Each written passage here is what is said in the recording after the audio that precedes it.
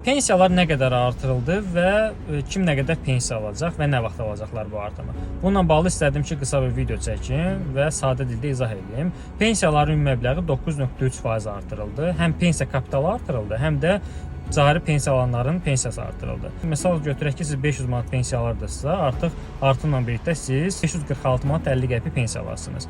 Amma yanvarda artım almadığınıza görə fevralda 2 ayın artımı birlikdə alarsınız. Yəni əlavə 93 manat alarsınız, amma yenidən mart ayında 546 manat 50 qəpik alarsınız. 500 manat alırdınızsa pensiya. Pensiya kapitalı da artırıldı. 5,6%. Məsəl üçün sizin pensiya kapitalınızda 50 min manat pul var idisə, artıq 5,6% artımdan olacaq 52.800 manat pul.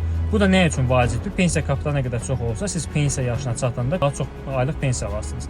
Çalışın ki, rəsmi işlərdə işləyin, rəsmi maaşınız olsun. Əks halda sizin pensiya kapitalınıza pul yığılmır və sizin pensiya almaq məsələniz qəlizləşir. Bununla bağlı qaranlıq məqam qaldısa, mənə sual verə bilər. Hər birini bacardığım qədər cavablayacağam.